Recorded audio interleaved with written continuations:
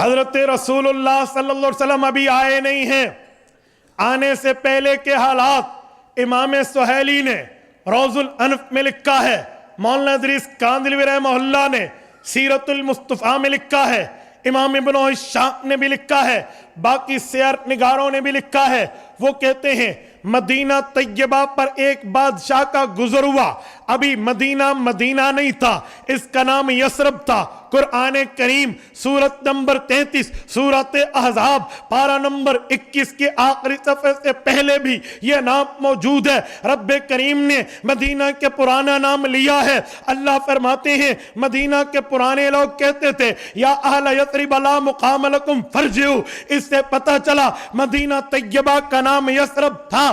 اس یثرب کی بستی سے شاہ طبہ حمیری گزرا ہے۔ شاہ طبہ حمیری کون ہے؟ قرآن کریم میں ہے اہم خیر ام قوم تبعین، یہ قوم تبع کا بادشاہ تھا۔ شاہ تبع یمن سے چلا تھا، یمنی حمیری قبیلے سے تعلق رکھتا تھا۔ جب یہاں سے گزرا اس کے ساتھ اس کے ممبر آف دا پارلیمنٹ، ان کے M N As M P As جو اس کے ساتھی تھے، ارکان دولت ارکان سلطنت وہ اس کے ساتھ تھے۔ اس میں علماء فقہاء اولیاء جو تورات کے، زبور کے، انجیل کے، پچھلی صحائف و کتب کے عالم تھے، فاضل تھے اور ان کو علوم پہ دسترس تھی، وہ بھی ساتھ تھے۔ یثرب سے قافلہ گزرا، رات کو قیام کیا تو علماء نے یثرب کی پہاڑیوں کو دیکھا جو تورات زبور پڑے ہوئے تھے، ادھر سے تورات کے ورقوں کو کھولا، ادھر سے مدینہ یثرب کی پہاڑی کو دیکھا، ادھر سے انجیل کے صفوں کو دیکھا، مدینہ منورہ کی وہاں کی کھجوروں کے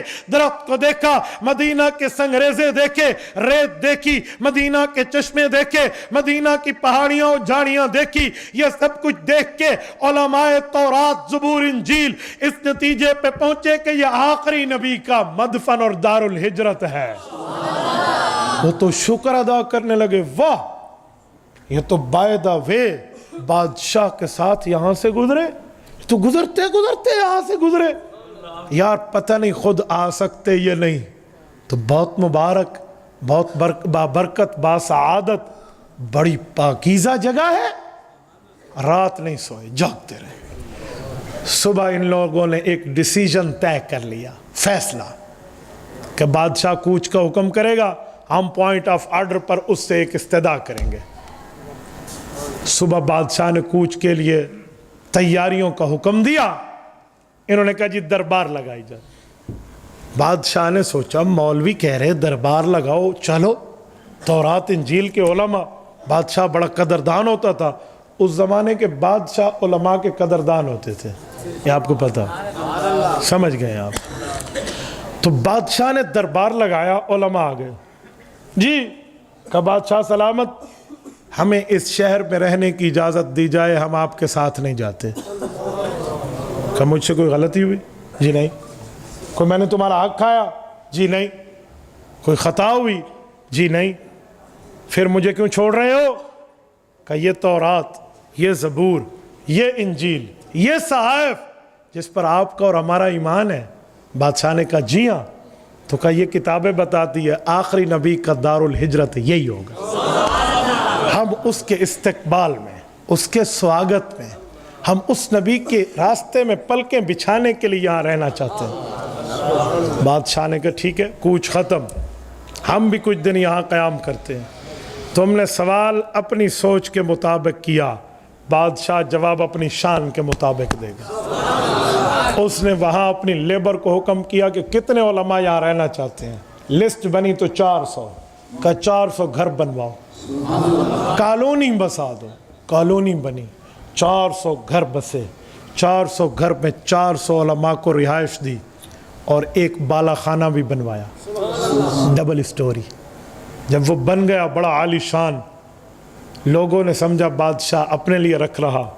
بادشاہ نے کہا جی نہیں۔ کہا کس کے لیے؟ کہا جس نبی کے لیے تم رک رہے ہو میری طرف سے اسے تحفہ دینا۔ بہاڑی کے دوستو ذوق تازہ ہے، سنو۔ بادشاہ وقت نے وہ گھر دیا اور ایک اس زمانے کا لیٹر لکھا اور اس پر 6-7 جملے لکھے اور ان علماء کے حوالے کیے کہ اگر تمہاری ملاقات ہو اس نبی سے جس کی آمد کے لیے تم رک رہے ہو، یہ اسے پیغام دینا، ورنہ اپنی نسلوں کو وصیت کر جانا کہ وہ پیغمبر تک میرا یہ پیغام پہنچا دیں۔ وہ پیغام کیا تھا؟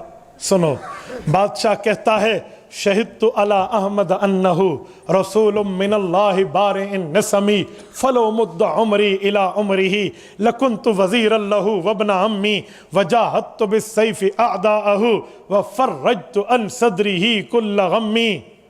اردو کا دامن تنگ ہو جاتا ہے اس کا ترجمہ کرتے ہوئے، یہ محبت میں ڈوبے ہوئے لفظ ہیں۔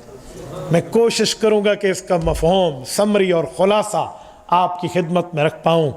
بادشاہ کہتا ہے شہدت علی احمد انہ، میں گواہی دیتا ہوں اپنے دل سے اس اللہ کی بات کر کے کہ آپ وہی احمد ہیں جن کی خوشخبری حضرت عیسیٰ نے دی ہے، رسول من اللہ بارئ النسمی، جس خدا نے اس کائنات کو بغیر نقشے کے پیدا کیا، اس باری اللہ کے آپ رسول ہیں۔ فلو مد عمری الی عمرہ، اے کاش رب کریم میری عمر رسول کریم آپ تک لمبی کر دیتا، لکنت وزیر اللہ، میں آپ کا وزیر بنتا، وابن عمی، آپ کا چچا زاد بھائی بن کے آپ کی خدمت کرتا، وجاہدت بالسیف اعداءہ، اگر ایسا وقت آتا آپ پہ دشمن حملہ آور ہوتا میں اپنی تلوار لے کر آتا، وفرجت عن صدرہ کل غمی، اپنا سینہ پیش کرتا، آپ کو ہر غم سے نجات دیتا۔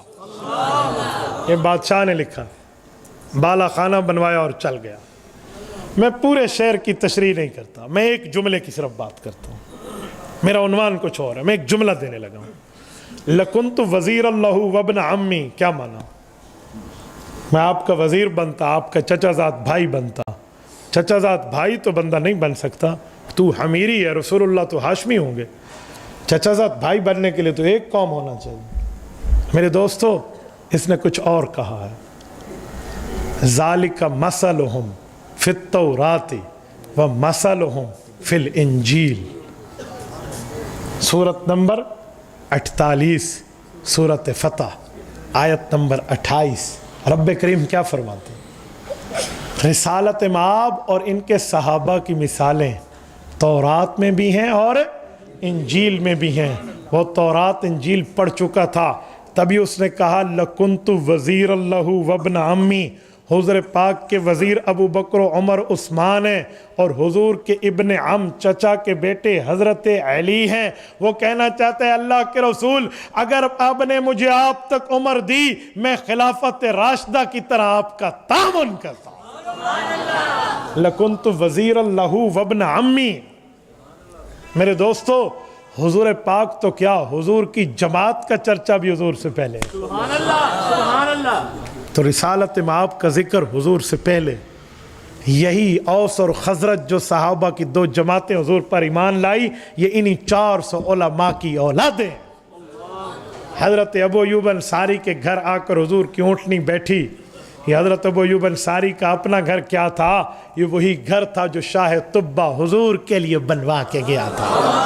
تبھی فرمایا تھا دعوہا فإنہا مأمورا، اور اس اونٹنی کو چھوڑ دو، میری اونٹنی وہاں بیٹھے گی جہاں اللہ کا حکم ہوگا۔ یہ وہی گھر تھا۔ اس بنیاد پہ کہتا ہوں، حضرت ابو ایوب انصاری، حضرت خالد رضی اللہ عنہ حضور پاک کے میزبان ضرور ہیں، ڈیپلی نظر، گہرائی نظر سے دیکھا جائے تو حضور میزبان ہیں، ابو ایوب مہمان ہیں۔ یہ گھر شاہ طبہ کا بنوایا ہوا۔